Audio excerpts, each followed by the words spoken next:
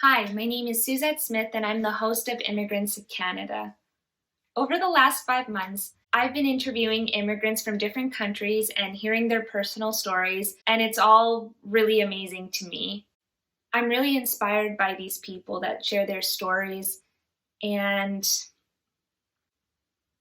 they're so brave and honest and open with me, and it's made me think if they're willing to be so open and honest about their stories, then how come I'm not willing to be open and honest with mine?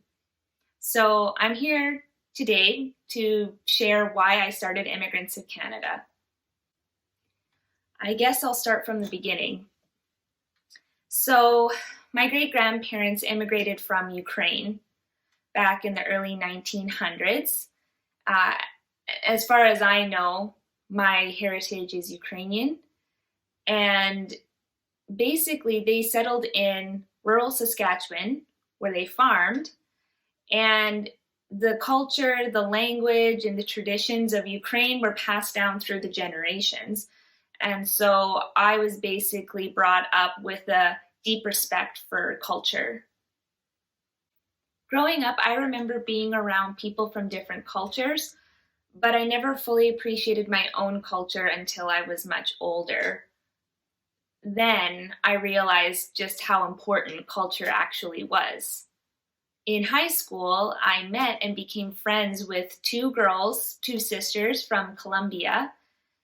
And at first, I didn't really think to ask about their story. I didn't think to ask why they came to Canada. But one day, I just asked, "Why did you come to Canada?" And they ended up telling me their story. And I was shocked. I was completely floored. I didn't realize that's what a lot of immigrants go through. I didn't realize that a story like that could impact me so much. It completely changed the way I saw immigrants after that. So I was inspired by them, and I decided, well, why not write a novel about an immigrant family? But as I started to write, or plot the novel, I just kind of realized I don't know anything about being an immigrant because, of course, I'm not an immigrant. So I kind of put that idea on the back burner and just left it for a while. In spring 2014, I did a study abroad program in Spain. And what was really cool about that trip was the fact that I got to live with a Spanish family, a Spanish grandmother actually, who didn't speak English. And so that made things really interesting. And long story short, I learned conversational Spanish really quickly. It was perfect for me because that's the reason why I went to Spain. I went to Spain because I wanted to learn more about the culture and I wanted to practice the language. And I had this journal that I was writing in every single day.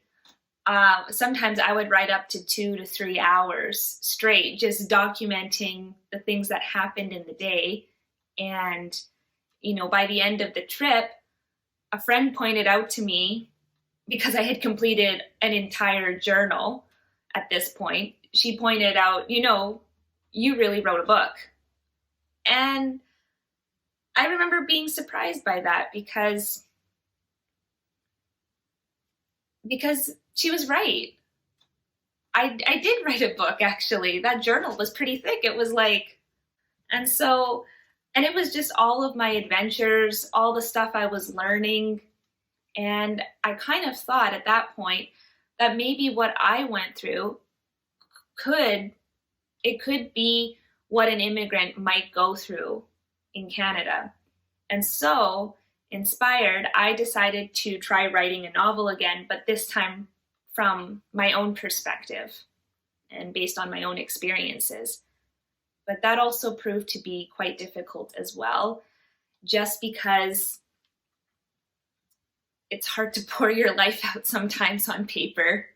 And so I ended up putting that idea back on the back burner. The idea of writing about immigrants and sharing their stories, that never really left me. it was something I still wanted to do. I didn't know how I could do it, but it was something that I really wanted to do.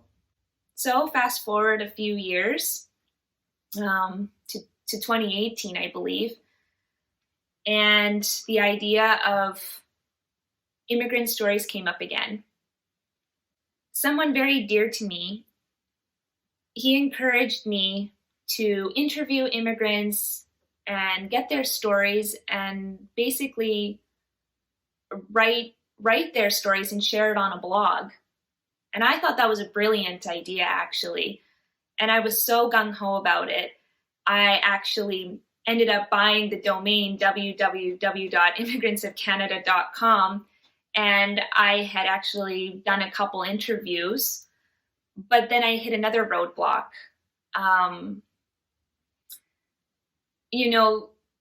These stories that I heard, they were so amazing, but it was really challenging to take the story that they spoke and condense it to a 1,500 word article for people to read.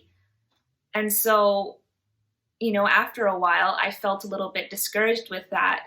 Simultaneously, I was working on another project at that time. I was in the process of self-publishing my first children's book.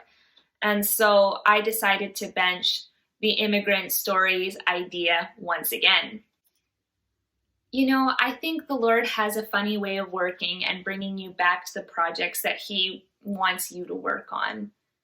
So going back to quarantine of last year, March 2020, middle of March actually, I was working as a curriculum editor, and we were told to go home and we would just continue our work from home. And I honestly liked working from home.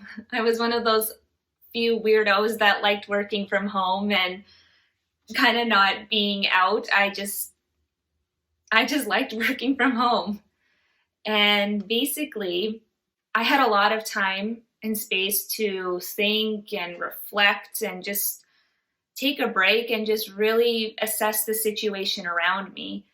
And I found myself asking quite frequently, do I want to go back to work when things open? Do I want to continue as a curriculum editor?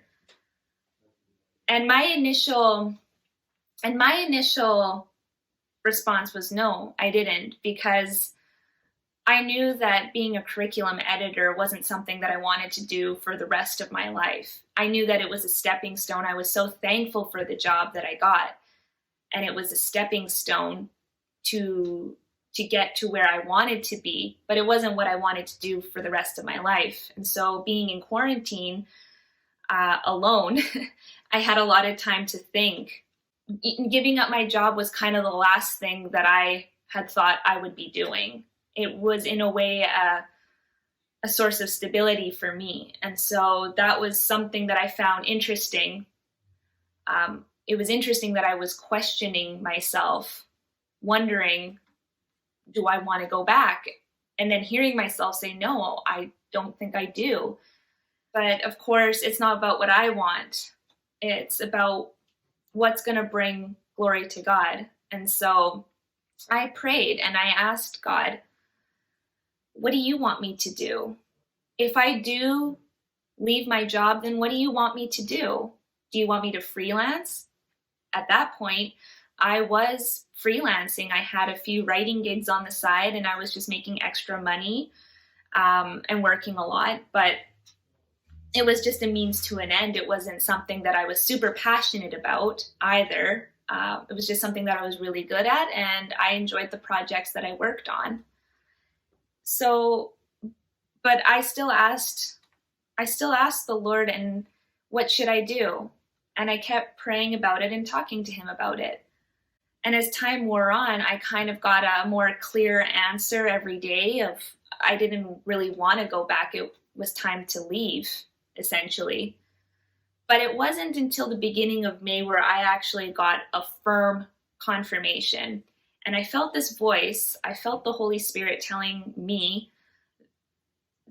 this is your time to get out. Do it now. And I thought, okay, I'll do it. All right. And yeah, it was just so it was so powerful to me. It was like, okay, that's it then. I'm doing it. I'm going to quit my job. And at that point, I was thinking that I was going to just continue on with some freelance work. And it was funny because as soon as I put in my resignation letter, all of the jobs that I had been looking for or that I applied to, it's like they dried up.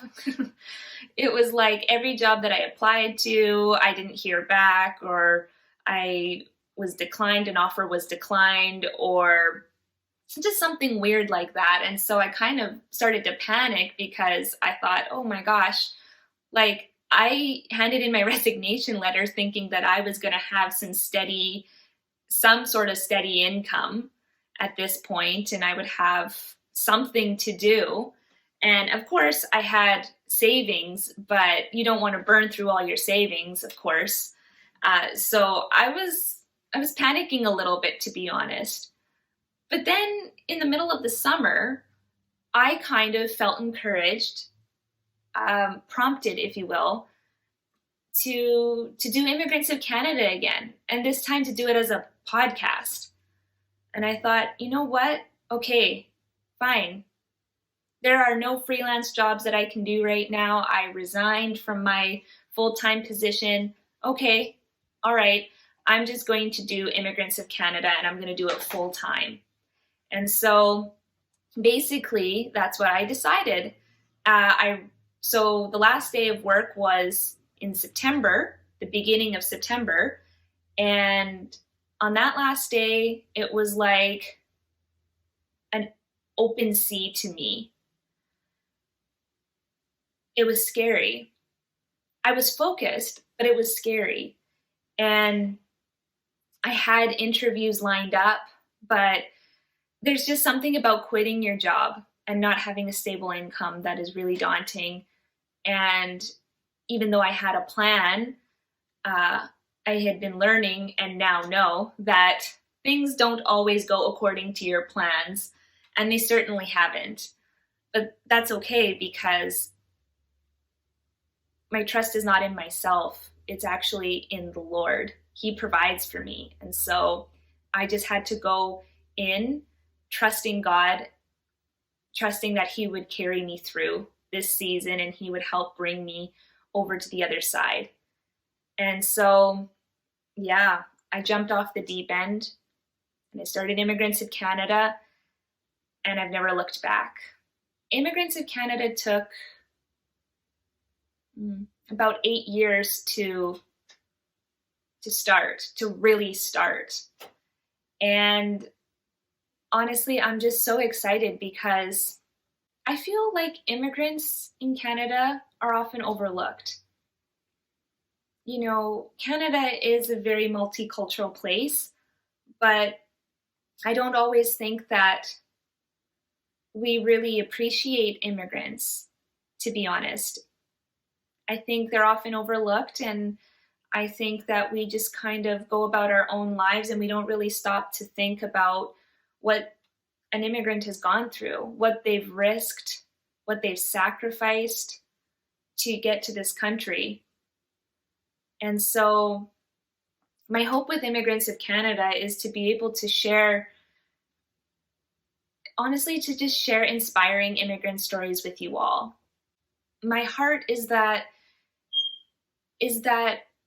when you listen to one of their stories, that you would have kind of an epiphany like I did, where it changes your life, or it changes the way that you see an immigrant, at least.